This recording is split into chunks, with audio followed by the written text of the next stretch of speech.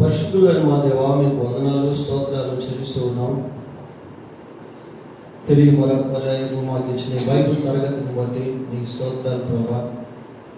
ఈ రాత్రి బైబిల్ తరగతిని మాకు దీవెనకరంగా చేయండి. ఇంకా ఎవరైతే రానున్నారో వారిని కూడా త్వరగా ప్రభా క్షేమంగా మీ సన్నిధికి నడిపించండి. ఈ తరగతిలో మీరు బోధకుడిగా ఉండి మాతో మాట్లాడండి ప్రభా. ఇవి తరగతులుగా ఆయన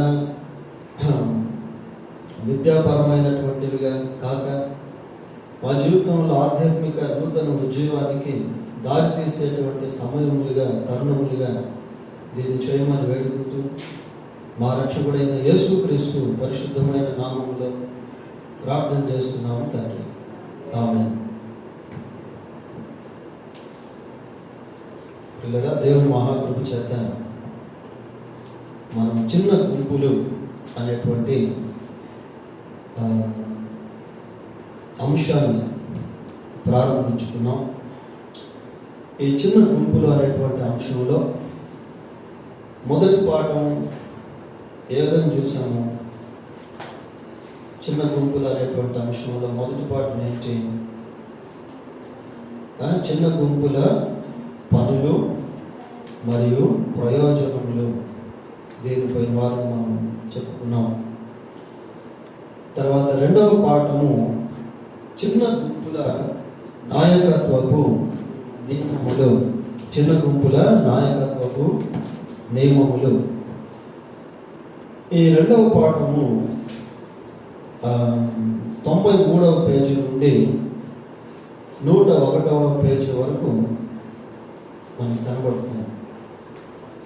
అంటే ఇన్ని పేజెస్లో ఈ పాఠం అనేటువంటిది రాయబడింది. 93వ పేజీ చూద్దాం. Page number 93. చిన్న గుంపుల నాయకత్వ నియమములు. దీంట్లో నుండి కూడా కొన్ని విషయాలను పోయిన తరగతిలో మనం పరిశీలించాం. క్రొత్త నాయకులను అభివృద్ధి చేయటం గురించి, వారిని సంసిద్ధం చేయటం గురించి, చిన్న గుంపు కూడికలను నడిపించటం గురించి కొన్ని విషయాలు మనం పరిశీలన చేసాం. ఆ తర్వాత పేజ్ నెంబర్ 94లో 94వ పేజీలో అనుబంధం ఏ అనేటువంటిది ఒక ప్రాముఖ్యమైనటువంటి భాగముగా మనం చెప్పుకున్నాం. ఇందులో అనుబంధం 2A రెండు ఉన్నాయి. అనుబంధం 2A ఒకటి, 2B అనేది ఒకటి ఉంది. ఈ 2Aలో పేజ్ నెంబర్ 94లో చిన్న గుంపు కూడికను ఆహ్లాదకరంగా ఆరంభించుటకు తోడ్పడు ఆలోచనలు. ఆహ్లాదకరంగా అంటే ఒక ఎంటర్టైన్మెంట్గా మరి ఈ చిన్న గుంపును ఆరంభించుకునేటువంటి పద్ధతులు పోయినసారి నేను మీకు నోట్స్ చెప్పాను. ఇక్కడ కొన్ని బుల్లెట్ పాయింట్స్ అనేటువంటివి ఉన్నాయి. 5 బుల్లెట్ పాయింట్స్. ఈ 5 బుల్లెట్ పాయింట్స్ని మనం బేస్ చేసుకొని ఈ ఎంటర్టైన్మెంట్ ప్రోగ్రామ్ గురించి కొన్ని విషయాలు మీకు పంచుకోవడం జరిగింది. ఏంటవి? 1, ఒకరినొకరు పరిచయము చేసుకోవడం. 2, శారీరక వ్యాయామములు. 3, పాటల పోటీలు. 4, ఆటలు. 5, జోక్స్. 6, విప్పుడు కథలు. 7, ఆహార పానీయముల పంపిణీ. నెక్స్ట్ లోకవార్తలు. తర్వాత వాతావరణ విషయాలు, ఇంకా సంగీత తరబేతులు. ఇలాంటివన్నీ కొన్ని మరి ఎంటర్టైన్ ప్రోగ్రామ్స్ అన్నమాట. అంటే వినోదానికి సంబంధించినటువంటి కార్యక్రమాలు. చిన్న గుంపుల్లో వీటిని ఎందుకు జరిపించాలి అని అంటే ఈ పరిచయము అనేటువంటి దాంట్లో ఎవరెవరు ఏంటి అనేటువంటిది అర్థమవుతుంది. చూడండి, ఇక్కడ మనం చదువుకున్నటువంటి లేక చెప్పుకున్నటువంటి ఎంటర్టైన్మెంట్ ప్రోగ్రామ్స్ గురించి 95వ పేజీలో 96వ పేజీలో కొన్ని పారాగ్రాఫ్స్ అనేటువంటివి మనకు కనబడతా ఉన్నాయి. ఈ పారాగ్రాఫ్స్లో నేను ఎవరిని అని, నీకు ఈ విషయం తెలియదని నేను పందెము కడతాను, తర్వాత పరిచయములు, 2 సత్యములు 1 అబద్ధము, వాతావరణ రిపోర్టు, నమ్మకంతో సాగే నడక, నాణ్యం పందెం, చెప్పుకోండి చూద్దాం, సమాధానాలు మరియు రచయితలు, అంతా నా పొరుగువారే, గుంపుగా వర్ణించుట, ఇలా చర్చించుట. ఇలా ఈ పారాగ్రాఫ్స్ అన్నీ కూడా దేన్ని సూచిస్తూ ఉన్నాయంటే ఈ ఎంటర్టైన్ ప్రోగ్రామ్ను సూచిస్తూ ఉన్నాయి. ఇలా చేయడం వల్ల ఏమవుతుంది అంటే, మొదటిగా తరగతిలో అంటే చిన్న గుంపులో ఒక 20 మంది ఉన్నారనుకోండి, వాళ్ళని వాళ్ళు పరిచయం చేసుకున్నప్పుడు వాళ్ళ పేరు ఏంటో మనకు మొట్టమొదటిగా అర్థమవుతుంది. తర్వాత వారికి ఉన్నటువంటి అలవాట్లు, హ్యాబిట్స్, వారికి ఉన్నటువంటి వారు ఏ ప్రాంతానికి సంబంధించిన వాళ్ళు, వారి యొక్క అవన్నీ కూడా ఆ పరిచయ భాగంలో మనం ఒకరినొకరు అర్థం చేసుకునేటువంటి వారంగా, తెలుసుకునేటువంటి వారంగా ఉంటాం. ఈ ఎంటర్టైన్మెంట్ కార్యక్రమాలు ఏం చేస్తాయంటే ఆ గుంపులో ఉన్నటువంటి వారి లోపల నుండి ఆ హెసిటేషన్స్ అవన్నీ తీసివేసి ఒక సమైక్యతను సమకూరుస్తాయి, ఒక స్నేహ భావం క్రిందకి నడిపిస్తాయి. మనం చిన్న వయసులో ఉన్నప్పుడు ఎంతోమంది స్నేహితులు మనకు ఉండేవారు. ఆ స్నేహితులతో కలిసి ఆడుకుంటూ ఉన్నటువంటి సమయంలో మన మైండ్ అంతా ఎలా ఉంటుంది అంటే అక్కడ ఆ పరిధిలోనే తిరుగుతూ ఉంటుంది. ఇక లోకంలో ఉన్న విచారాలు కానీ, లోకంతో ఉన్నటువంటి సమస్యలు కానీ ఇంకా అసలు ఏమీ ఉండవు. ఆ స్నేహ బంధం అలాంటిదిగా మనకు ఉండదు. కొన్నిసార్లు మనం భోజనం మర్చిపోతాం, ఇల్లు మర్చిపోతాం. అటువంటి అట్మాస్ఫియర్ అన్నమాట, అటువంటి వాతావరణాన్ని చిన్న గుంపుల్లో కలిగి ఉండటం అనేది ఒక విశేషం. బైబిల్ కాలేజీ గురించి కూడా నేను చెప్పాను. ఇప్పుడంటే మనం ఈ బైబిల్ తరగతులకి వచ్చేసి ఒక 1 అవర్ 2 అవర్స్ గడిపి మనం వెళ్ళిపోతా ఉన్నాం. కానీ బైబిల్ కాలేజ్ ఏంటంటే ఎక్కడెక్కడో ఉన్నటువంటి వాళ్ళందరూ కూడా కాలేజీకి వస్తారు. దాంట్లో మిజోరాం వాళ్ళు ఉంటారు, రాజస్థాన్ వాళ్ళు ఉంటారు, బెంగళూరు వాళ్ళు ఉంటారు, ఆంధ్ర వాళ్ళు ఉంటారు, ఇంకా వేరే మహారాష్ట్ర వాళ్ళు ఉంటారు, ఢిల్లీ నుంచి వచ్చిన వాళ్ళు ఉంటారు, గుజరాత్ నుంచి వచ్చిన వాళ్ళు ఉంటారు. కాబట్టి బైబిల్ కళాశాలలో అన్ని ప్రాంతాల నుంచి దాదాపుగా వచ్చినటువంటి వాళ్ళు ఉంటారు. అక్కడ ఏంటి అంటే ఏదో వచ్చి మనలాగా 1 గంట 2 గంటలు గడిపేసి బైబిల్ నేర్చుకుని వెళ్ళిపోవడం కాదు. ఒక 1 year 2 years 3 years అక్కడే ఉండడం అనేటువంటిది జరుగుతుంది. అలా ఉన్నప్పుడు అక్కడ కూడా ఎంటర్టైన్మెంట్స్ ప్రోగ్రామ్స్ ఉంటాయి. ఎందుకు అంటే వాళ్ళందరినీ ఒక గొడుగు కిందకి తీసుకొచ్చి ఐక్యపరిచి అందరూ ఒక సహవాసాన్ని కలిగి ఉండేదానికి, అందరికీ ఒకే భోజనం, అందరికీ డార్మెటరీ సిస్టమ్, అందరికీ వాష్రూమ్స్ ఒకటే విధంగా, అందరికీ క్లాస్ రూమ్స్, అంటే ఇట్లాగా ఆ యూనిటీని తీసుకుని రావడం అనేటువంటిది జరుగుతుంది, ఐక్యతను. ఆ రీతిగా ఈ ఆహ్లాదకరమైనటువంటి కార్యక్రమాలు ఏం చేస్తాయి అంటే ఆ గుంపులో ఉన్నటువంటి ప్రతి ఒక్కరిని కూడా 20 మంది ఉన్నా కూడా ఒక వ్యక్తిలాగే అందరూ కలిసిమెలిసి ఉండేటటువంటి విధంగా ఇవి చేస్తాయి. కాబట్టి ఎంటర్టైన్మెంట్ ప్రోగ్రామ్స్ అనేటువంటివి కూడా చాలా ప్రాముఖ్యమైనది. ఇంకా ప్రశ్నలు జవాబులు, బైబిల్కి సంబంధించినటువంటి విషయాలు, తర్వాత కుర్చీల ఆటలు, ఇవన్నీ కూడా ఆ పారాగ్రాఫ్స్ మనకు కనిపిస్తాయి. ఇట్లా రౌండ్ కుర్చీలు వేసి ఆడటము, ఇలాంటివన్నీ, తర్వాత కళ్ళకి గంతలు కట్టి ఆడటము, Bible quiz, Bible test quiz, ఇట్లాంటివన్నీ కూడా ఆ ఎంటర్టైన్మెంట్ ప్రోగ్రామ్స్లో కలిగి ఉండవచ్చు. తర్వాత ఇక్కడ 97 పేజ్ నెంబర్ 97కి వచ్చినప్పుడు అక్కడ 97 ప్రశ్నలు మనకు కనిపిస్తాయి. 97వ పేజీ 98, 99 పేజెస్ మనం గమనించినప్పుడు ఎన్ని ప్రశ్నలు ఉన్నాయి అక్కడ? 97 ప్రశ్నలు మనం చూస్తూ ఉన్నాం. ఈ 97 ప్రశ్నలు కూడా చాలా ప్రాముఖ్యమైనటువంటి ప్రశ్నలు. అక్కడ బోల్డ్ లెటర్స్లో ఒక సబ్ హెడ్డింగ్ చూస్తూ ఉన్నాం. ఏంటంటే సబ్ హెడ్డింగ్ 97వ పేజీలో ప్రశ్నలకు పైన ఒక సబ్ హెడ్డింగ్ ఉంది. ఏంటది? గుంపుగా చర్చించుట. అంటే ఈ ప్రశ్నలు అనేది ఏదో ఒకరు వేసుకోవడం అనేటువంటిది కాదు, కానీ గుంపుగా కలిసి ఈ ప్రశ్నలు అనేటువంటివి వేసుకోవాలి. ఈ ప్రశ్నలు 97 ప్రశ్నలు కూడా ఆలోచింపదగినటువంటి ప్రశ్నలు. ఈ ప్రశ్నలన్నింటినీ మనం పరిశీలన చేసినప్పుడు దీంట్లో గతం గురించి, ప్రస్తుతం గురించి, భవిష్యత్తు గురించి, మనకున్నటువంటి ఆలోచనలు ఏంటో, ఉద్దేశాలు ఏంటో, మన లక్ష్యాలు ఏంటో, ఇవన్నీ కూడా మనము చూస్తాం. తర్వాత మనం ఎప్పుడు మారు మనసు పొందాము, ఎప్పుడు రక్షణ పొందాము, ఎప్పుడు దేవుని నమ్ముకున్నాము, దేవుని నమ్ముకోక ముందు ఎలా ఉన్నాం, దేవుని నమ్ముకున్న తర్వాత ఎలా ఉన్నాం, అలాంటివి కూడా ఈ ప్రశ్నల్లో మనకు కనిపిస్తాయి. తర్వాత కుటుంబానికి సంబంధించిన ప్రశ్నలు, వివాహానికి సంబంధించినటువంటి ప్రశ్నలు, ఇంకా మనకున్నటువంటి హ్యాబిట్స్, అలవాట్లకు సంబంధించినటువంటి ప్రశ్నలు, ఇట్లాంటి టైంకి సంబంధించినటువంటి ప్రశ్నలు, ఇలా అనేకమైనటువంటి ప్రశ్నలు ఈ 97 ప్రశ్నల్లో మనము చూస్తాం. అవన్నీ మనం కూలంకషంగా ఒక్కొక్కటి చెప్పుకోలేము, ఎందుకంటే చెప్పుకోవాలంటే చాలా టైం పడుతుంది. కాబట్టి నేనేం చేశానంటే ఆ 97 ప్రశ్నల్లో కొన్ని ప్రశ్నలు సెలెక్ట్ చేయడం జరిగింది. వాటి గురించి మనం డిస్కస్ చేద్దాం.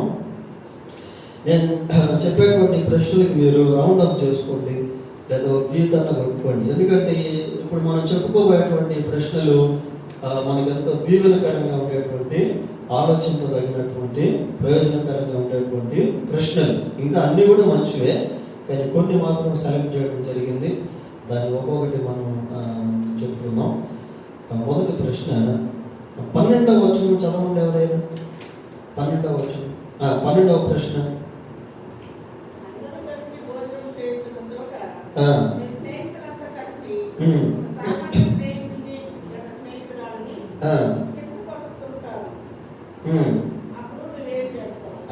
చూడండి ఎట్లున్న ప్రశ్న. అందరం కలిసి భోజనం చేస్తా ఉన్నాం. భోజనం చేస్తున్నటువంటి సమయంలో ఏదో మనకు సాధారణంగా ఒక స్నేహితురాలు ఉన్నప్పుడు వారిని ఇతరులు కించపరుస్తూ ఉంటే మనకేమనిపిస్తుంది? ప్రశ్న చూడండి. అంటే మన భావోద్రేకాల విషయంలో కొన్నిసార్లు మనకేమనిపిస్తుంది అంటే, అలా హాస్యాస్పదంగా మాట్లాడుతున్నప్పుడు, కించపరుస్తున్నప్పుడు మనలో తెలియకుండానే ఒక విధమైనటువంటి ఏహభావం అనేది కలుగుతుంది. ఈ ప్రశ్న మనకి ఏం నేర్పిస్తుంది అంటే, మనం ఒక గుంపుగా సహవాసం చేస్తున్నటువంటి సమయంలో ఎవరిని కూడా కించపరచకూడదు. ఒకవేళ కించపరిస్తే ఏమవుతుంది? ఆ వ్యక్తి హర్ట్ అవుతాడు, బాధపడతాడు. కాబట్టి ఆ భావోద్రేకాలు దెబ్బతినేటువంటి అవకాశాలు ఉన్నాయి కనుక ఎవరిని కించపరచకూడదు అనేటువంటిది ఈ ప్రశ్న మనకు నేర్పిస్తుంది.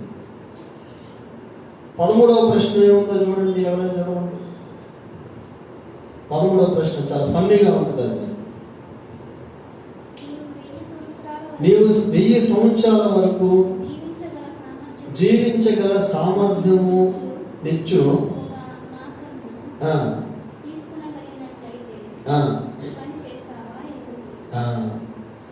ఒక టాబ్లెట్ ఉందనుకోండి, ఆ టాబ్లెట్ నువ్వు తీసుకుంటే 1000 సంవత్సరాల వరకు జీవిస్తావు, నీకు మంచి సామర్థ్యం ఉంటుంది అని చెప్తే మనం ఆ టాబ్లెట్ తీసుకుంటామా తీసుకోమా?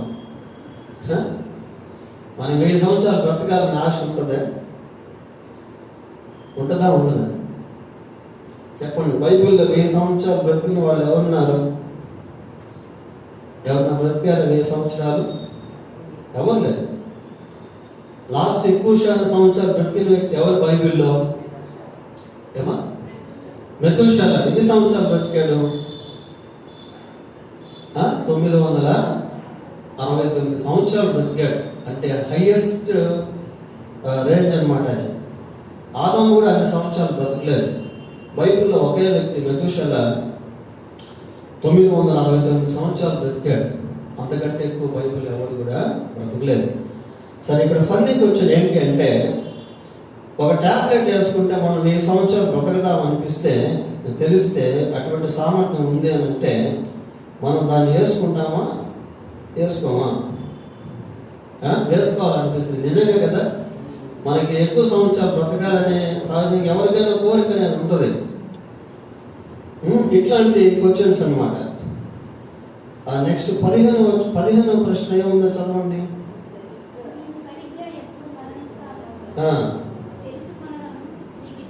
అసలు చూడండి ప్రశ్న ఎట్లుందో. నీవు సరిగా ఎప్పుడు మరణిస్తావో తెలుసుకోవడం నీకు ఇష్టమేనా? నీవు సరిగ్గా ఎప్పుడు మరణిస్తావో తెలుసుకోవడం నీకు ఇష్టమేనా?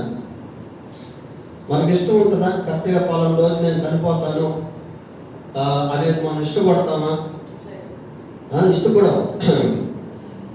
ఇష్టపడం ప్రియారు. ఒక ఆయనంట ప్రార్థన చేస్తా ఉన్నాడు అనమాట. ప్రార్థన చేస్తా ఉంటే దేవుడు ప్రత్యక్షమయ్యి, బాబు నువ్వు చాలా కాలం నుంచి ప్రార్థన చేస్తా ఉన్నావు, మరి నీకు ఏదో ఒకటి నేను చేయాలనుకుంటున్నాను, ఏం చేయమంటావు అని అడిగాడు. ఈ నుండి ఏమన్నంటే కొంచెం బాగా ఆలోచన చేసి, ఇప్పుడు 2025 కదా మనకి, సరే ఇప్పుడే అడిగాడు అనుకోండి. ఈయన ఏమన్నాడంటే 2026 సంవత్సరంలో మే 10వ తేదీ న్యూస్ పేపర్ నాకు చూపించు అన్నాడు. ఎందుకు ఆ మాట అన్నాడు అంటే, ఈయన ఎక్కువగా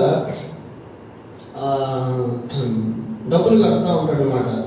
దేనికి వస్తూ ఉంటాయి కదా న్యూస్ పేపర్స్లో, మామూలుగా ఏంటన్నది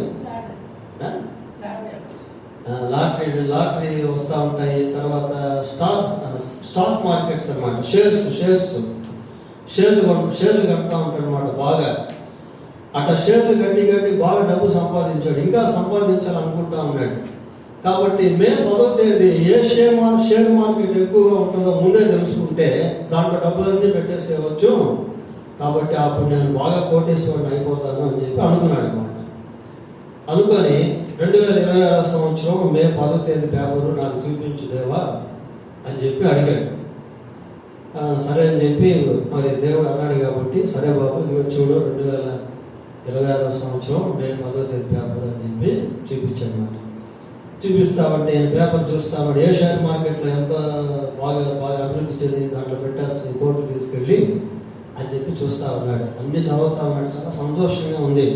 అలానా బీపీఎల్ షేర్ అనేసి, తర్వాత ఇండియన్ ఆయిల్స్ అని, ఇట్లా రకరకాల షేర్ మార్కెట్స్ అనమాట.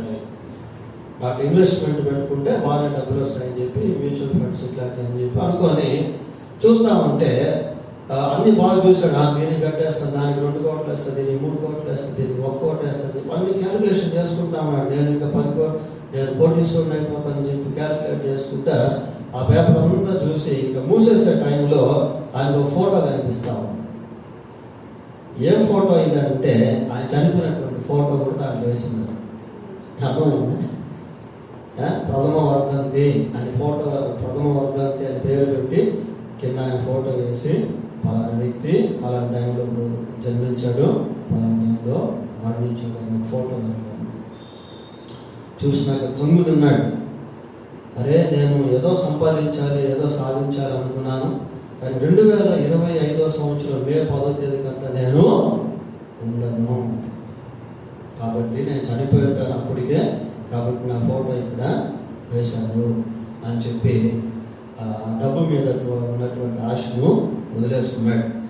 సరే, ఇక్కడ ఈ ప్రశ్న మనకి ఏం చూపిస్తుంది అంటే, ఏం చూస్తా ఉన్నాము? నీవు సరిగ్గా ఎప్పుడు మరణిస్తావో తెలుసుకోవడం నీకు ఇష్టమేనా? నిజంగా మనం బిబ్లికల్గా ఆలోచిస్తే, అంటే బైబిల్ పరంగా ఆలోచన చేసినప్పుడు మనం ఇష్టపడతామా? ఇష్టపడము. ఇంకా ఇంకెవరైనా చెప్తారా? నిజంగా మనం ఇష్టపడతామా? ఇష్టపడమా? అంటే పలానా రోజు లోపల నేను చనిపోతాను అనేది నేను తెలుసుకోవాలి అనుకోవడం ఇష్టంగా ఉంటుందా? ఉండదా బ్రదర్? ఇష్టమే బ్రదర్? ఏమని? కరెక్టే మీరు చెప్పింది. 91 చెప్తున్నాను. చెప్తూ దాంట్లో ఏమంటాడు? నా దినములు లెక్కించుట నాకు నేర్పుము, నా ఆయుష్కాలం ఎంత. ఇట్లాగా మనం తెలుసుకోవడంలో మంచిదే. ఎందుకంటే మనకి ఎప్పుడైతే మనం ఏదో ఒక రోజు మనం చనిపోతాం, అది మాత్రం వాస్తవం. కానీ పలానా రోజు లోపల చనిపోతాం అనేది తెలిసినప్పుడు ఏమవుతుందంటే మన పరుగు ఇంకా కొంచెం స్పీడ్గా వెళ్తుంది. పౌలు అంటాడు, నా పరుగును తుదముట్టించుకుని అంటాడు. ఆ తుదముట్టించక ముందు ఏమంటాడంటే మంచి పోరాటం పోరాడుతుంది అంటాడు. అంటే ఆ సెంటెన్స్ అనికి రాకముందు పౌలు ఒక దగ్గర మాట్లాడుతూ ఏమంటాడంటే, వెనుకున్నవి మరచి ముందున్న వాటి కొరకై వేగిరా పడుతున్నాము అంటాడు. అట్లాంటి దృక్పథంతో జీవించడం వల్లనే తన పరుగును పౌలు తుదముట్టించుకోగలిగాడు. కాబట్టి ఈ ప్రశ్న దాన్ని మనకు ఆలోచింపజేస్తా ఉంది. నేను చెప్పే ఈ ప్రశ్నలన్నీ మీరు రౌండప్ చేసుకోండి, మీకు చాలా ఉపయోగకరంగా ఉంటాయి. సరే, 16వ ప్రశ్న ఏముందో చూద్దాం. నీవు పెంచబడిన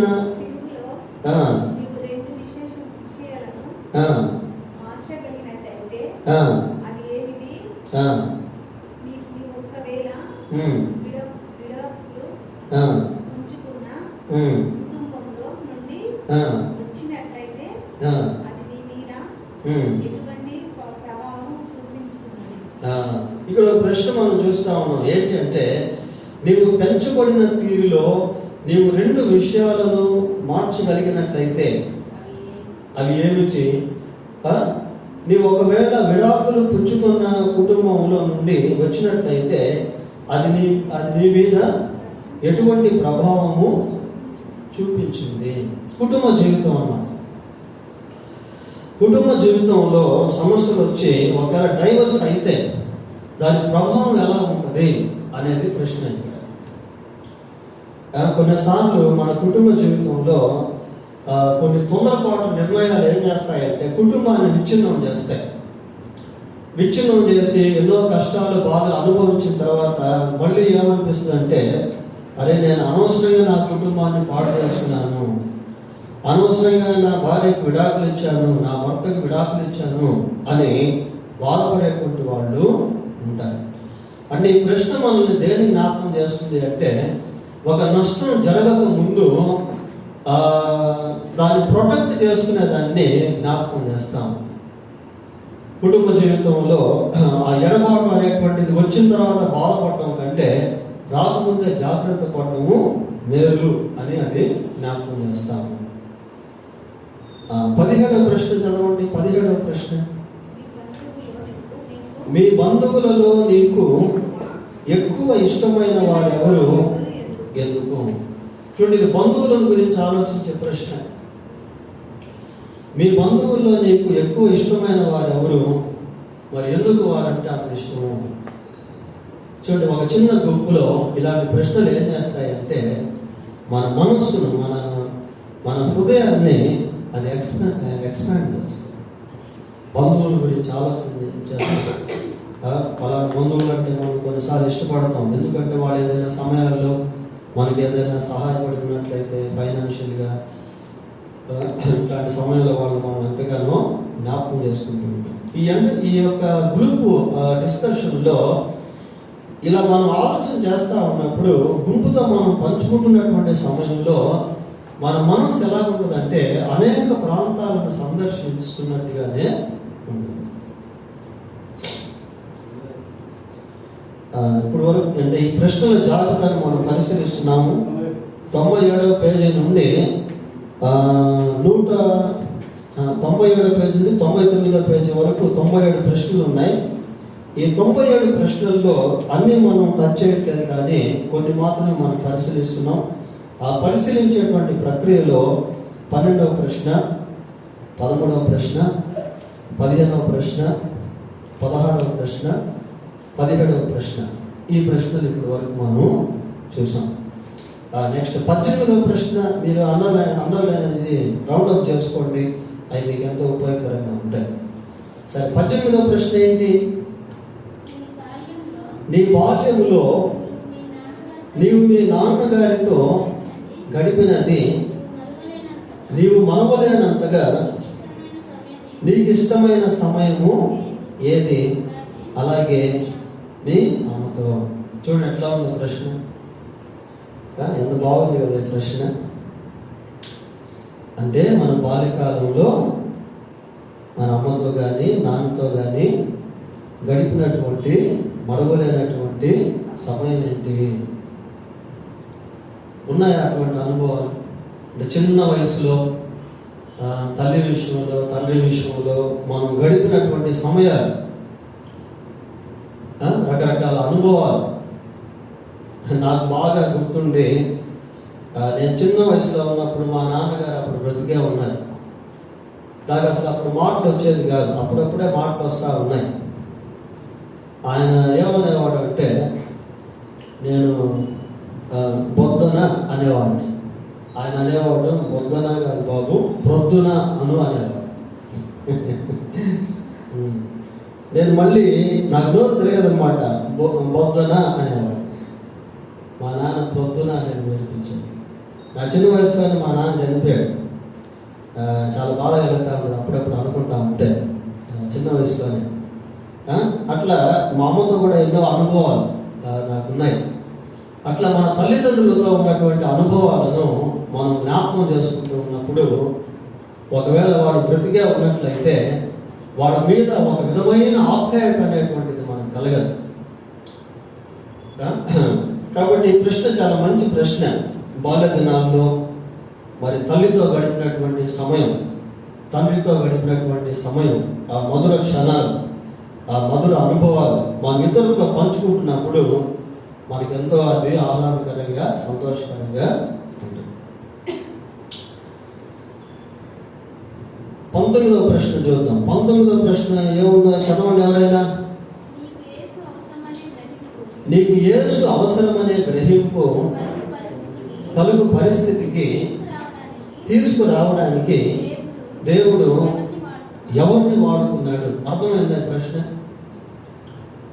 మనకు యేసుక్రీస్తు అవసరమో అని గ్రహించడానికి దేవుడు ఎవరిని వాడుకున్నాడు?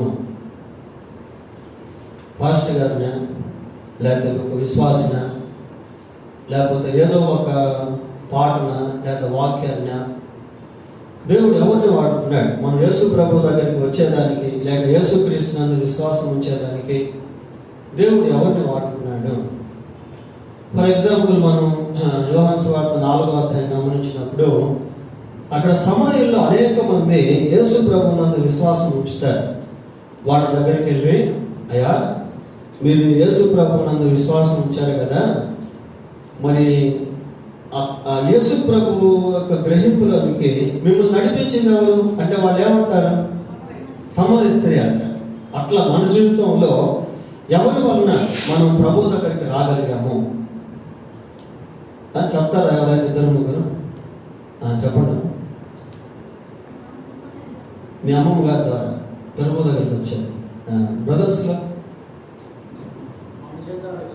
చూడండి.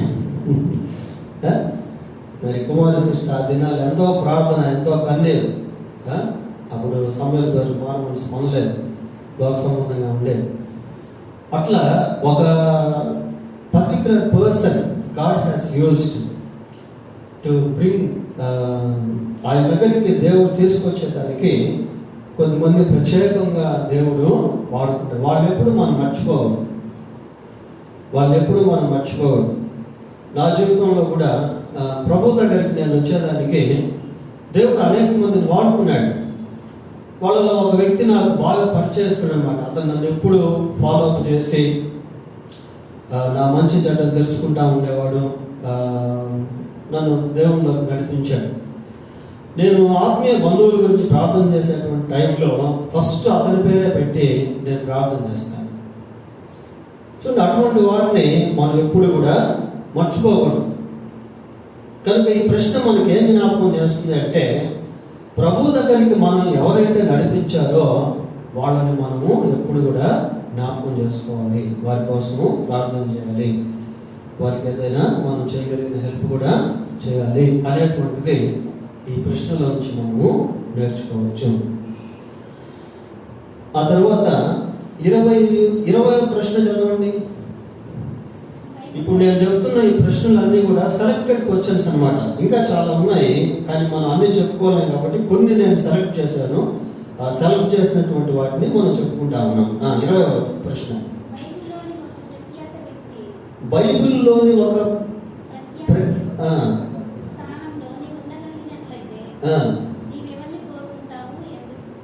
అర్థమైంది ప్రశ్న? బైబిల్లో మనకు ఎంతో మంది ప్రత్యేకమైనటువంటి వ్యక్తులు కనిపిస్తారు. ఒకవేళ వాళ్ళల్లో నీవు ఉండాలనుకుంటే ఏ వ్యక్తిని కోరుకుంటావు కదా? మన అన్నలరావు బ్రదరు పేతురులాగా ఉండాలని కోరుకుంటున్నాడు అనమాట. మీరు పౌల్లాగా ఉండాలని మన ప్రమిళ కోరుకుంటాం. కిషోర్ మోషే మంచిదే, మోషేలాగా ఉండాలని కిషోర్ కోరిక. చెప్పండి, పర్వాలేదు. పౌల్లాగా ఉండాలి, యోసేపు లాగా ఉండాలి, యోబులాగా ఉండాలి. మరి శ్రమలు వస్తే చూడండి, అంటే బైబిల్లో ఉన్నటువంటి ప్రత్యేకమైన వ్యక్తులను గురించి ఆలోచిస్తున్నప్పుడు, చదువుతూ ఉన్నప్పుడు మనలో కూడా కొన్నిసార్లు అటువంటి కోరికలు కలుగుతాయి. నేను పలానా వ్యక్తిలాగా ఉండాలి, నేను పౌలులాగా ఉండాలి, మోషేలాగా ఉండాలి, దానియేలులాగా ఉండాలి, యోసేపులాగా ఉండాలి, శారాలాగా ఉండాలి. ఇట్లా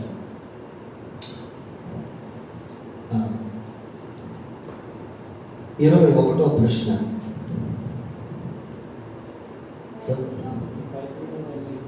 బైబిల్లో నీకు ఎక్కువ ఇష్టమైన పుస్తకము ఏది, ఎందుకు? బైబిల్లో ఎన్ని పుస్తకాలు ఉన్నాయి?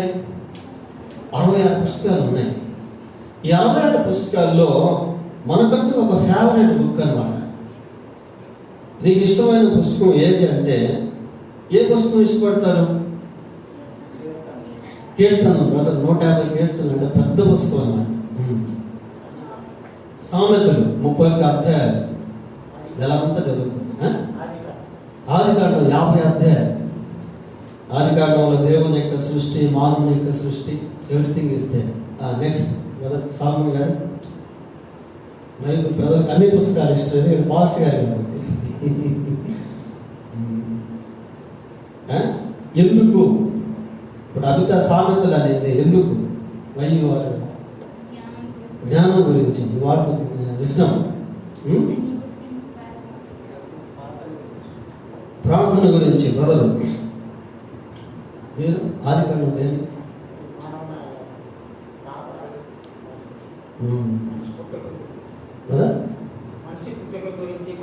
సైన్స్, పాపము, పుట్టుక, ఎవ్రీథింగ్ చేస్తే అంటే సమస్తానికి ప్రారంభం ఆదికాండం. ఆదికాండం మనకు అర్థమైతే చాలా సైన్స్ మనకు తెలిసినట్టే. ఇట్లా బైబిల్లో ఒక పుస్తకాన్ని మనం ఇష్టపడినప్పుడు ఎందుకు అనేటువంటి ప్రశ్న మనల్ని ఏం చేస్తుందంటే ఆ పుస్తకం గురించి ఆలోచింపజేస్తుంది. అది ఇంపార్టెంట్. 22వ ప్రశ్న. నీవు లోకంలో ఎక్కడైనా వెళ్ళగలిగినట్లయితే ఎక్కడికి వెళ్తావు?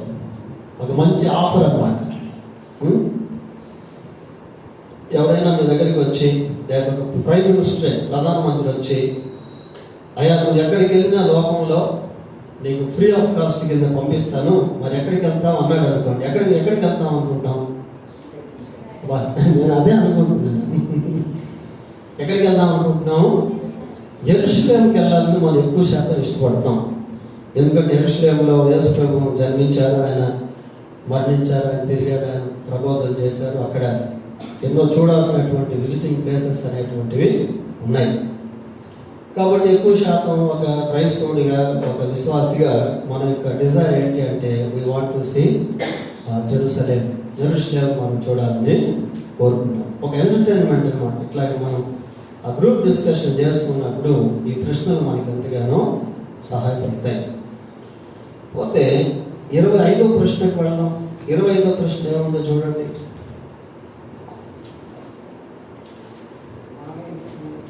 మనం ఇంతకు మునుపు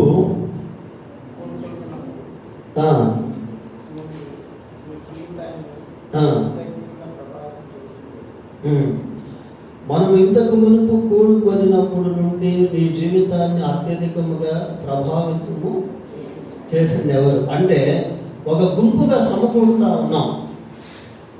ఫర్ ఎగ్జాంపుల్ ఒక 20 మంది, అంటే చిన్న గుంపుల కార్యక్రమాన్ని మనం జ్ఞాపకం చేసుకుంటాం అన్నమాట. చిన్న గుంపులో ఒక 20 మంది ఉన్నారు. వాళ్ళు అప్పటికే ఒక 6 months, ఒక 6 నెలల నుంచి ఒక సమావేశంగా గ్యాదర్ అవుతున్నారు, గెట్ టుగెదర్ అవుతున్నారు, ప్రార్థన చేసుకుంటారు, ఇట్లాంటి ప్రశ్నలు అడుగుతున్నారు. మరి ఆ గుంపులో ఎవరి ద్వారా అయినా నీవు ప్రభావితం చేయబడ్డావా? అది ప్రశ్న. మేము బైబిల్ కాలేజీ చదివే రోజుల్లో నేను అప్పుడు కూడా ట్రాక్స్ పంచేవాడిని. అప్పుడు మనం ఎంట్రీ యూ అనే ఇంగ్లీష్ పత్రిక గాస్పల్ ట్రాక్ రిలీజ్ చేసాం. ఆ గాస్పల్ ట్రాక్ ఏం చేసేవాడిని అంటే, దాన్ని తీసుకొని వెళ్ళి పెద్ద పెద్ద షోరూమ్ దగ్గర నిలబడి అక్కడ పంచేది. ఆ పంచేటువంటి టైంలో నాకు క్లాస్మేట్ ఉండేవాడు, అతను రాజస్థాన్ అబ్బాయి అన్నమాట. ఆ రాజస్థాన్ అబ్బాయిని తీసుకొని వెళ్ళి అతను నేను కలిసి ట్రాక్స్ పంచేవాడు. ఆ తర్వాత కొద్ది రోజులకి ఏమైందంటే, మా క్లాస్లో వేరే వాళ్ళు కూడా ఇన్స్పైర్ అయ్యి వాళ్ళు కూడా ట్రాక్స్ పంచేయడానికి వచ్చారు. ఇప్పుడు రాజస్థాన్ నుంచి వచ్చినటువంటి అబ్బాయి పేరు ఆశీష్ అన్నమాట. అతని దగ్గరికి వెళ్ళి, బాబు నీవు ట్రాక్స్ పంచుతా ఉన్నావు, నేను ప్రభావితం చేసింది ఎవరు అంటే, అతని ఎవరి పేరు చెప్తాడు? నా పేరు చెప్తాడు. అంటే ఒక ఇన్స్పిరేషన్. మనం ఒక గుంపులో ఉన్నప్పుడు మనం ఇతరులను చూసి నేర్చుకునేటువంటిది ఎంతో ఉంటుంది. వాళ్ళ యొక్క ఆదర్శ జీవితం, వాళ్ళ యొక్క మాటల మాదిరి, వాళ్ళ యొక్క ప్రార్థనా జీవితం, వాళ్ళ యొక్క విశ్వాసం, ఇట్లాంటి కొన్ని వాటిని మనం నేర్చుకోవడం అనేటువంటిది జరుగుతుంది. దానికి సంబంధించినటువంటి ప్రశ్న ఇదన్నమాట. తర్వాత 27 27వ ప్రశ్న చూద్దాం. ఇటీవలనే నీవు విఫలమైన సమయము లేక సందర్భాన్ని జ్ఞాపకం చేసుకున్నాము. ఇటీవల అంటే ఈ మధ్యకాలంలో నీవు ఎక్కడైనా ఓడిపోయావా, ఎక్కడైనా నీవు ఫెయిల్ అయిపోయావా, విఫలమయ్యావా అనేటువంటి సందర్భాన్ని జ్ఞాపకము చేసి, ఏదైనా విషయంలో లేదా సమయంలో సందర్భంలో ఫెయిల్ అయ్యామా అంటే we remind our failures. మనం ఎక్కడైతే ఎటువంటి ఓటమికి గురయ్యామో ఈ మధ్యకాలంలో దాన్ని షేర్ చేసుకోవడం. ఈ చిన్న గుంపుల కార్యక్రమం అనేటువంటిది ఎలాంటిది అంటే, ఇందాక కొన్ని ఎంటర్టైన్మెంట్స్ ప్రోగ్రామ్స్ గురించి మనం చెప్పుకున్నాం. సంగీతం నేర్పించే దాని గురించి, ఆహార పంపిణీ గురించి, తర్వాత ఎక్సర్సైజుల గురించి, లోక వార్తల గురించి, తర్వాత వాతావరణం గురించి, వలయాకారంలో కుర్చీలు వేసి ఆడేటువంటి దాని గురించి, ఇవన్నీ ఏం చేసాయి అంటే ఒక ఫెలోషిప్ని బిల్డ్ చేసే, ఒక సహవాసాన్ని బలోపేతం చేసే. కాబట్టి ఇప్పుడు మనుషులు ఏమవుతారు? ఓపెన్ అవుతారు. నిజమే, పలానా విషయంలో నేను ఈ మధ్యకాలంలో ఓడిపోయాను అని చెప్పినప్పుడు ఏమవుతుంది అంటే, అక్కడ ప్రార్థన చేసేదానికి అవకాశం అనేది ఏర్పడుతుంది. కొన్నిసార్లు మనం ఎక్కువ శాతం మన ఓటమిని అంగీకరించము, ఓటమి గురించి మాట్లాడటం, కానీ ఎక్కడైతే మనము విజయం పొందుతామో దాని గురించి మనం మాట్లాడుతూ ఉంటాం. అట్లాగా మనం ఎక్కడైతే ఫెయిల్ అయిపోయామో, ఓటమికి గురయ్యామో, దాన్ని పంచుకోవడం అనేటువంటిది కూడా చాలా ప్రాముఖ్యం. ఎందుకంటే అక్కడ ఆ సమస్యకు పరిష్కారం అనేటువంటిది దొరుకుతుంది. సరే, 29వ ప్రశ్న చూడండి. 29వ ప్రశ్న, మానవ సంబంధంలో నీవు ఏ విషయానికి అత్యధిక విలువనిస్తావో, నీకును క్రీస్తునకును గల సంబంధంలో, నీకును మీ తల్లిదండ్రులకును గల సంబంధాలలో. అంటే ప్రశ్న ఏంటంటే, క్రీస్తుకు నీకు ఉన్న సంబంధాల్లో, నీ తల్లిదండ్రులకు నీకు ఉన్న సంబంధాల్లో, ఇంకా ఇతరులకు నీకున్న సంబంధాల్లో దేనికి ఎక్కువ ప్రయారిటీ ఇస్తావు, విలువనిస్తావు అని. దేనికి ఇస్తాం మనం? దేవునికి మనకున్న సంబంధానికి ఎక్కువ విలువను ఇస్తాం. అలా ఎప్పుడైతే మనం విలువ ఇవ్వగలుగుతామో, అంటే దాని అర్థం ఇండైరెక్ట్గా తల్లిదండ్రులు తృణీకరించమని కాదు, ఇతరులతో సంబంధాలు పెట్టుకోవద్దని కాదు. ఎప్పుడైతే మనం యేసు ప్రభువుకి ప్రయారిటీ ఇస్తామో, ప్రాధాన్యత ఇస్తామో, ఆటోమేటిక్గా ఇతరులకు కూడా ఆ ప్రాధాన్యత అనేది వెళ్ళిపోతుంది. దేవుణ్ణి ప్రేమించేవాడు తల్లిదండ్రులను కూడా ప్రేమించేవాడుగా మారుతాడు. అది ఒక సీక్రెట్ అనమాట. బైబిల్ అక్కడక్కడ కొన్ని మనం చూస్తాం. ప్రభు కొన్ని సందర్భాలు ఏమంటాడంటే, నా నిమిత్తం తల్లిదండ్రులనైనా అన్నదమ్ములైన అక్కచెల్లెలైన బంధువులైన విడిచిపెట్టిన వాడు నాకు పాత్రుడు కాడు అని అంటాం. కొన్నిసార్లు అది నెగిటివ్ సెన్స్లో ఆలోచిస్తారు మనుషులు. ఆయన అందరినీ వదిలిపెట్టమంటారు. అది కాదు అర్థం. అది అంటే ప్రభువుకు మనం ఎప్పుడైతే ప్రయారిటీ ఇస్తామో ఆ ప్రయారిటీలో ఆ ప్రాధాన్యతలో నుండి ప్రేమను నేర్చుకొని ఆ ప్రేమతో తల్లిదండ్రులను ప్రేమించేవారుగా, బంధువుల కోసం ప్రార్థన చేసేవారుగా, ఇతరుల పట్ల మేలుకరంగా జీవించేవారుగా మారుతాం. ప్రయారిటీస్ గురించి ఇక్కడ మనం చూస్తున్నాం. కాబట్టి మన జీవితంలో ప్రథమ ప్రాధాన్యత ఎవరికి ఇవ్వాలి? యేసుక్రీస్తు ప్రభుకి ఇవ్వాలి. సరే, 30వ ప్రశ్న చూడండి.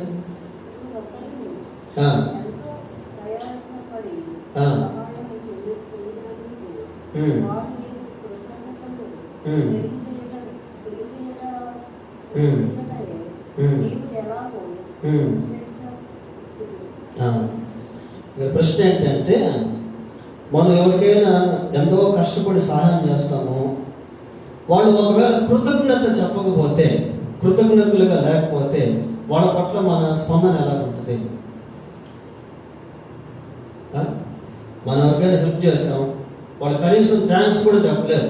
అప్పుడు మనకి ఏమనిపిస్తుంది? సహజంగా బాధ అనిపిస్తుంది. అరే, నేను ఇతనికి ఎంతో సహాయం చేశాను, కనీసం నాకు థ్యాంక్స్ కూడా చెప్పలేదు, నా పట్ల కృతజ్ఞతగా లేడు అని మనకు అనిపిస్తుంది.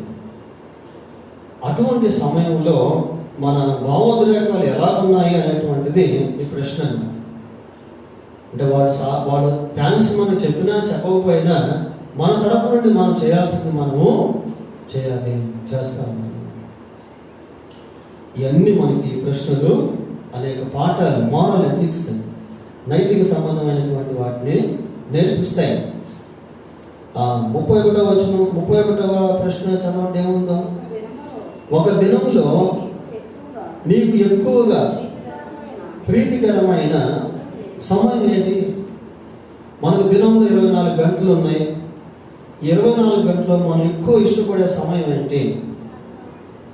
ఏమో ఒక దినంలో, అంటే ఒక వారంలో కాదు, ఒక దినంలో. కొద్దిమందికి ఎక్కువ సమయం ఏది ఇష్టం ఉంటుంది చెప్పండి? నిద్రపోయే సమయం ఎక్కువ ఇష్టం ఉంటుంది. ఎక్కువ నిద్రపోవాలనుకుంటారు. కొంతమందికి ఫోన్ చూసే సమయం చాలా ఇష్టంగా ఉంటుంది. ఉదయం లేయడం వెంటనే ఫోన్, ఎప్పుడెప్పుడు ఉదయం అవుతుంది అన్నట్టుగా. కానీ కొద్దిమందికి ప్రార్థన సమయము ఇష్టంగా. దానియేలు దినములకు ఎన్నిసార్లు ప్రార్థన చేసుకునేవాడు? 3 సార్లు ప్రార్థన చేసుకునేవాడు. So he loves the time of prayer. ప్రార్థన సమయాన్ని దానియేలు ఇష్టపడేవాడు. కాబట్టి ఆధ్యాత్మికంగా మనం కూడా ఒక సమయాన్ని బైబిల్ రీడింగ్ కానీ, బైబిల్ ధ్యానం కానీ, ప్రార్థన కానీ, లేదా సువార్త ప్రకటించడం కానీ, దేవునితో గడిపేటువంటి క్షణాలు అవి ఎంతో మధురమైనటువంటివిగా ఉంటాయి. దాన్ని మనం జ్ఞాపకం చేసుకోవడం. 32వ ప్రశ్న చదవండి. 33వ ప్రశ్న. జీవితంలో నీకు కలిగిన అతి గొప్ప ఆశా భంగం ఏమిటి? జీవితంలో నీకు కలిగిన అతి గొప్ప ఆశా భంగం ఏమిటి? ఫ్రస్ట్రేషన్, ఆశా భంగం అన్నమాట. అంటే మనం ఏదైనా ఆశిస్తాము, అది జరగకుండా ఉండడం. అలాంటిది జీవితంలో ఎక్కడ ఏదైనా జరిగిందా? చూడండి, ఈ ప్రశ్నలు ఏం చేస్తాయి అంటే మన గతాన్ని కూడా జ్ఞాపకం చేస్తాయి. మన గతంలో ఏదైనా ఒకటి ఆశించి అది జరగలేదనుకోండి, ఆశాభంగం చెందాం, దాన్ని మనం తెలియజేయడం. ఇక్కడ ఉన్న మనందరికీ కూడా అలాంటి అనుభవాలు ఎన్నో ఉన్నాయి. ఒకవేళ ఇప్పుడు మనం ఎక్స్ప్రెస్ చేయలేకపోయినా, చెప్పలేకపోయినా, అలాంటి అనుభవాలు ఎన్నో మనము కలిగి ఉన్నాం. ఈ ప్రశ్నలు మనల్ని రకరకాలుగా ఆలోచింపజేసేటువంటివిగా ఉంటాయి. 34వ వచనం చదవండి. 34వ ప్రశ్న. నీవు క్రీస్తును అంగీకరించుట మినహాయిస్తే నీవు ఎన్నడూ మర్చిపోలేని వరమేమిటి? నీవు క్రీస్తును అంగీకరించుట మినహాయిస్తే నీవెన్నడూ మర్చిపోలేని వరమేమిటి? మనం ఆల్రెడీ క్రీస్తును అంగీకరించాము, మన జీవితంలో అది చాలా గొప్ప విషయం. అయితే దేవుడు కొన్నిసార్లు కొన్ని గిఫ్ట్లు మనకి ఇస్తాడు. అది ప్రార్థన కానివ్వండి, వాక్యపరిచర్య కానివ్వండి, లేదా సేవా పిలుపు కానివ్వండి, లేదా బాప్తిసం తీసుకున్న డేట్ కానివ్వండి, ఇలా కొన్ని ఉంటాయి. ఇతరులను దేవుని సన్నిధికి నడిపించిన విషయాలు కానివ్వండి, అలాంటివి ఏదైనా ఉంటే మనము షేర్ చేసుకోవాలి. ఇలాంటివి మనం రాసుకోవచ్చు కూడా. ఈ ప్రశ్నను మనం వేసుకొని ఆ ప్రశ్నకి మనం గతాన్ని జ్ఞాపకం చేసుకుంటూ రాసుకునేదానికి కూడా ఇవి ఎంతగానో ఉపయోగపడతాయి. నెక్స్ట్ 33వ ప్రశ్న చూడండి. ఏమైపోయిందా? ఒక నిమిషం. 36వ ప్రశ్న అంటే 35 లేదు. అంటే ఇవన్నీ నేను కొన్ని స్కిప్ చేశాను. ఎందుకంటే అవి కూడా మంచి ప్రశ్నలే, కానీ నేను కొన్ని సెలెక్ట్ చేసింది మీకు చెప్తా ఉన్నాను. నీవు 3 రోజుల కొరకు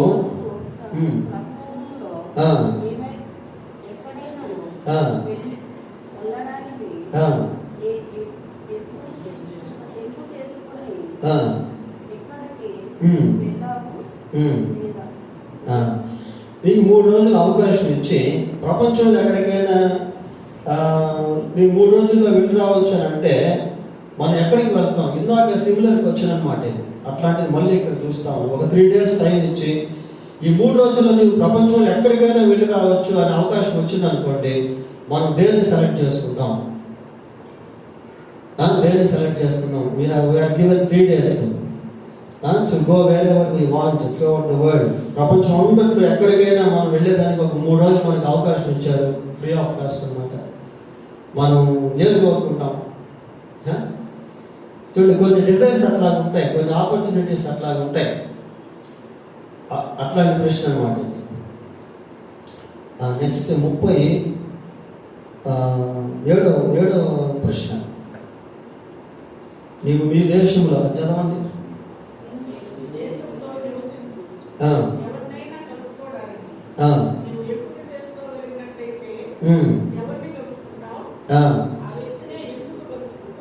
చూడండి అంటుందా ప్రశ్న. మనం భారతదేశంలో ఉన్నాం. భారతదేశంలో ఎవరైనా ఒక వ్యక్తిని కలుసుకునేదానికి అవకాశం వస్తే ఎవరిని కలుసుకోవాలనుకుంటాం?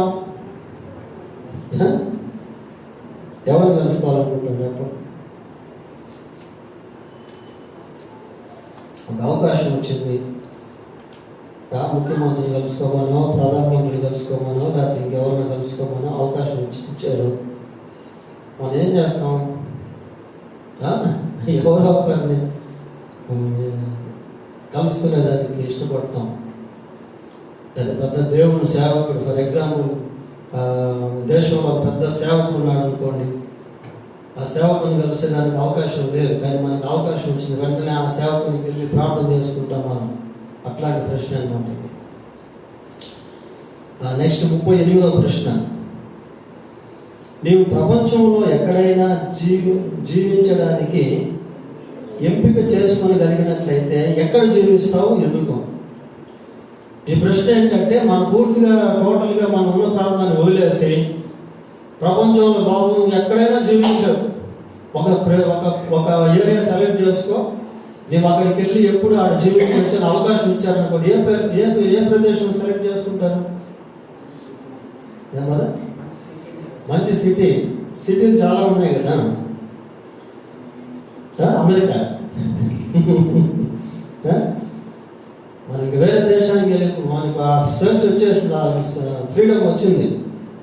అమెరికా కానీ, జెరూసలేం కానీ, జపాన్ కానీ, చైనా కానీ, ఇండోనేషియా కానీ, ఎక్కడికైనా వెళ్ళేసి మీరు అక్కడే జీవించవచ్చు అనే ఆపర్చునిటీ, అవకాశం వచ్చింది అనుకోండి, మనం ఏది సెలెక్ట్ చేసుకుంటాం జనరల్గా? ఏమదా? డబ్బులు ఎక్కడ వస్తాయి ఎక్కువ అక్కడ. అంటే మన హ్యూమన్ నేచర్ అనమాట. అంటే ఆ విధంగా మన ఆహాభావాలు ఎలా ఉంటాయంటే, కొన్నిసార్లు మనం అనుకుంటా ఉంటాం ఇదైతే బాగుండేది, ఇక్కడ ఉంటే బాగుంటుంది, ఇది ఉంటే బాగుంటుంది, ఇట్లా అనుకుంటా ఉంటాం. అట్లా అనిపిస్తుంది. 41 ప్రశ్న 41.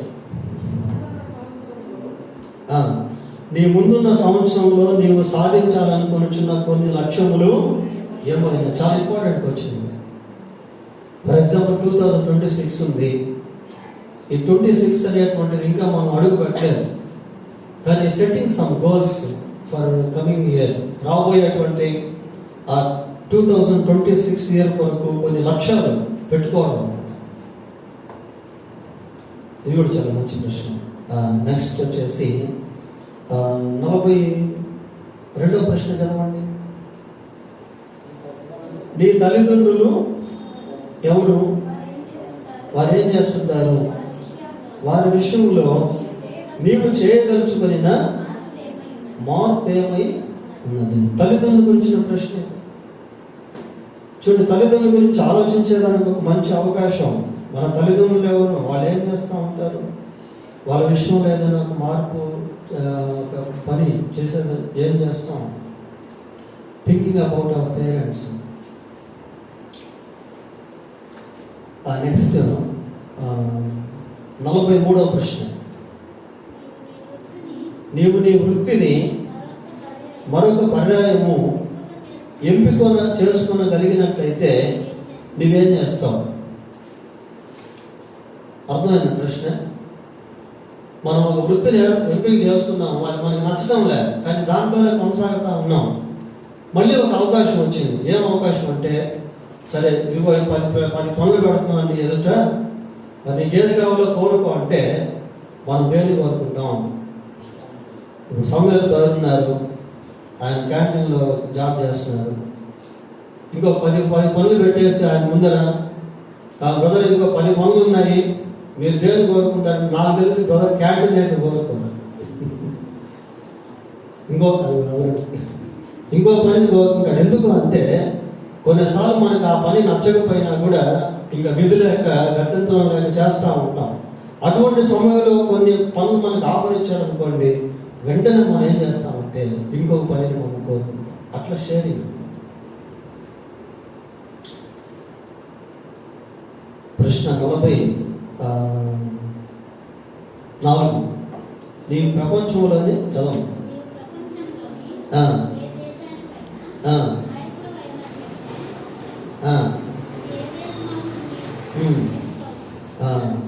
నీవు ప్రపంచంలోని ఏ దేశానికైనా నాయకుడమైనట్లయితే అది ఏ దేశం అవుతుంది? ఎందుకు అవుతుంది? మన ప్రపంచంలో ఏదైనా దేశానికి నాయకులుగా ఉండమని అవకాశం ఇచ్చారనుకోండి, ఏ దేశాన్ని కోరుకుంటాం?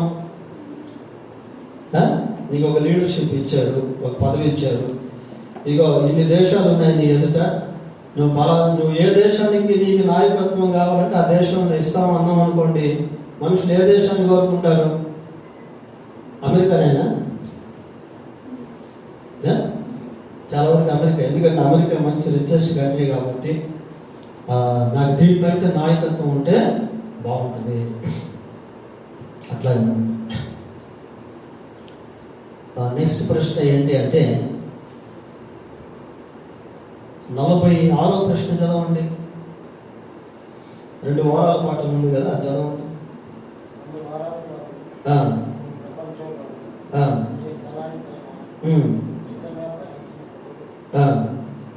ఇది కూడా ఇందాక అట్లాంటి ప్రశ్నే. 2 వారాల పాటు నీ ప్రపంచంలోని ఏ స్థలానికైనా ఉచితంగా ప్రయాణించవచ్చునని ఆహ్వానించబడినట్లయితే ఎక్కడికి వెళ్తావు? ఎందుకు వెళ్తావు? ఇది కూడా ఇందాక మనం ఒకసారి ప్రశ్న వేసి 3 రోజుల గురించి ఆల్మోస్ట్ సిమిలర్ టైం. సరే, 49వ ప్రశ్న చూడండి. ఈ రాత్రి ఈ ప్రార్థనా గుంపులో చేరిండుట నీకెందుకు సంతోషకరంగా ఉన్నది? ఈ రాత్రి ప్రార్థనా గుంపులో చేరిండుట నీకెందుకు సంతోషకరంగా ఉన్నది? అంటే చిన్న గుంపులుగా కలిసి ప్రార్థన చేస్తున్నప్పుడు, కలిసి ఇట్లాంటి ప్రశ్నలు డిస్కస్ చేస్తూ ఉన్నప్పుడు ఏదో తెలియనటువంటి ఒక విధమైన సంతోషం అనేది మనలో సమకూరుతుంది. దాన్ని పంచుకోవడం. 51 ప్రశ్న.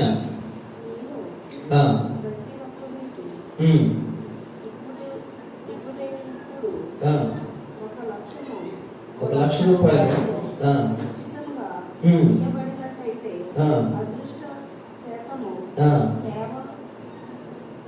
కైవశమైన ఈ డబ్బును మీరు ఎలా వాడుకుంటారో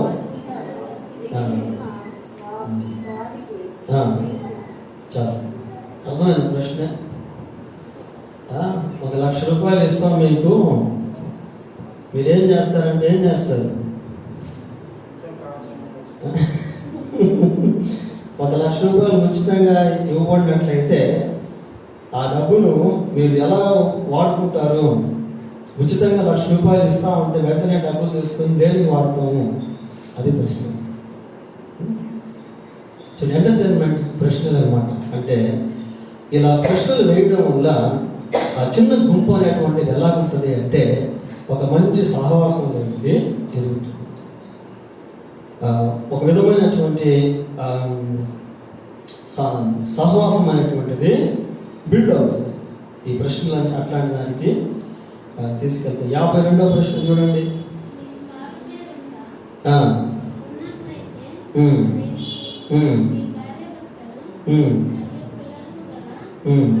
మారు పేర్లు ఏంటి ఉంటాయి కదా, కొద్దిమందికి మారు పేర్లు అనేవి. ఇప్పుడు ఫర్ ఎగ్జాంపుల్ జోయల్ ప్రిన్స్ చిన్న బాబు పేరు, కానీ ఏమని పిలుస్తాము? జోన్స్ అని పిలుస్తాం. వాస్తవానికి జోన్స్ అనేది పేరుగా మారు పేరు అన్నమాట. ఇట్లా we have different kinds of surnames. వివిధ రకాల మారు పేర్లు అనేటువంటివి మనం కలిగి ఉన్నాం. అటువంటి ఒక ఎక్స్ప్రెషన్. సరే, ఇప్పుడు చాలా వరకు ఈ ప్రశ్నలు మనం ఉన్నాయి. ఇంకా ఎదుట నేను చెప్పే ప్రశ్నలకి మీరు రౌండప్ చేసుకోండి. రౌండప్ చేసుకున్న తర్వాత మీరు ఇంటికి వెళ్ళినాక ఆ ప్రశ్నలు మీరు ఒకసారి వేసుకొని ఆలోచించండి. ఇదేదో మన ఊరికే క్లాస్ అయిపోయింది కదా అని పుస్తకం తీసుకెళ్ళి పక్కన పెట్టడం కాకుండా మళ్ళీ మీరు వీటి గురించి ఆలోచన చేసినప్పుడు మీ మైండ్ ఎక్స్పాండ్ అవుతుంది. అంటే ఆ మనస్సు అనేటువంటిది విస్తరిస్తుంది అన్నమాట. హృదయం విశాలపరచబడుతుంది. సరే, నేను రౌండప్ చేసినటువంటి ప్రశ్నలు మీకు చెప్తాను, మీరు రౌండప్ చేసుకోండి. మీరు ఇంటికి వెళ్ళిన తర్వాత వాటి గురించి పర్టికులర్గా అన్ని ప్రశ్నలు కూడా ఇంపార్టెంటే, కొన్ని మనం సెలెక్ట్ చేసాం, అది మీకు చెప్పాలనుకుంటున్నా. రౌండప్ చేసుకోండి. 55వ ప్రశ్న, 56వ ప్రశ్న,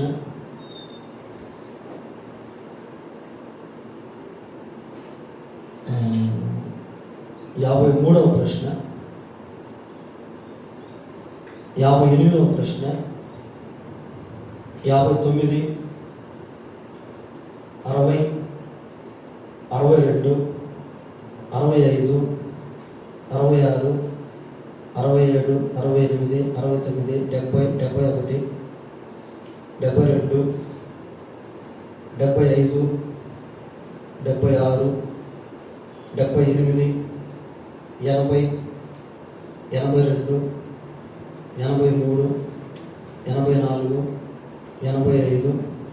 85, 87, 89.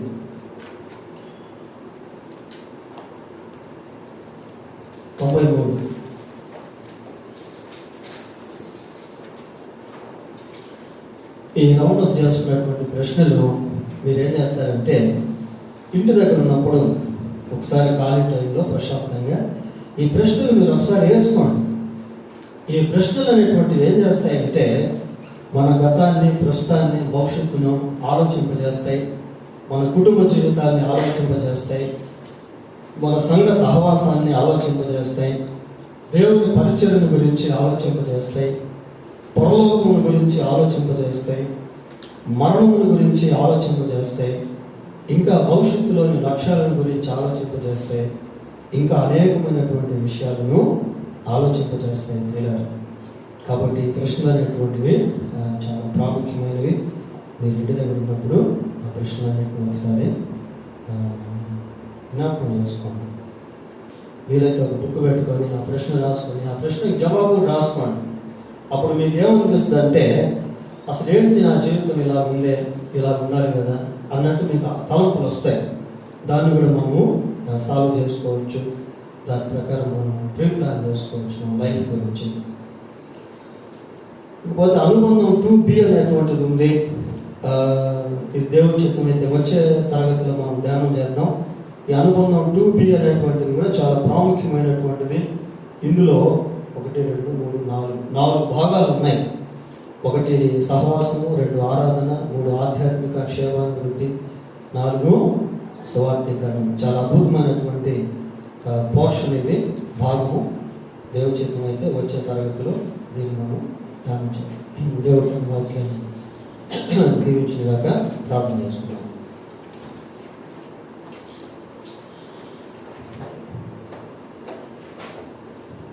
పరిశుద్ధులైన మా దేవా, మీకు వందనాలు స్తోత్రాలు చెల్లిస్తూ ఉన్నాం. ఆయన మరి ఈరోజు కూడా ఈ బైబిల్ తరగతిలో అనేక విషయాలు మేము జ్ఞాపకం చేసుకున్నాం. మా బాల్యకాలానికి వెళ్ళాం, కుటుంబ జీవితానికి వచ్చాం, తల్లిదండ్రుల గురించి చెప్తున్నాం, ఆయన రక్షణ గురించి చూసాం, భవిష్యత్తుల లక్ష్యాలను గురించి చెప్పుకున్నాం, లోకం గురించి కొన్ని విషయాలు తెలుసుకున్నాం. ప్రభా, ఇంకా ఎన్నో విషయాలు నేటి తరగతిలో మీరు మాకు తెలియపరిచినందుకై మీకు స్తోత్రాలు. ఈ బైబిల్ కోర్సు ఒక అధ్యయనంగా మాత్రమే మా జీవితంలో ఉండిపోక, ఇది మా జీవితంలో భవిష్యత్తులో గొప్ప ప్రభావాన్ని తీసుకొచ్చేటువంటి విధంగా ఉండున్నట్లు కృప దయచేయండి.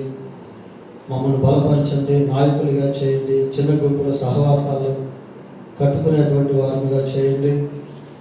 ప్రభా, మీకు ప్రయోజకులుగా మమ్మల్ని చేయమని ప్రార్థిస్తూ ఉన్నాం. ఇంకా ఈ కోర్సు ఎక్కడెక్కడైతే ఉందో, ఎన్నో దేశంలో అనేక ప్రాంతాల్లో ఉంది. అక్కడ ఉన్నటువంటి ఉపాధ్యాయులను, విద్యార్థులను కూడా దీవించండి. ఆయన మాకు కూడా దీన్ని ఆశీర్వాదకరంగా చేయమని వేడుకుంటుంది. మా రక్షకుడైన యేసుక్రీస్తు పరిశుద్ధమైన నామంలో ప్రార్థన చేస్తున్నాము తండ్రి, ఆమేన్. మన తండ్రి అయిన దేవుని ప్రేమ, మన ప్రభు అయిన యేసుక్రీస్తు యొక్క కృప, పరిశుద్ధాత్మ దేవుని యొక్క సన్నిధి సహవాసం మనకు, కుటుంబాలకు, ప్రత్యేకంగా ఈ TCCP ట్రైనింగ్ సెంటర్స్ ఎక్కడైతే ఉన్నాయో అక్కడ ఉన్న ఉపాధ్యాయులకు, విద్యార్థులకు, యాజమానులకు తోడై ఉండి కాపాడును గాక. ఆమేన్.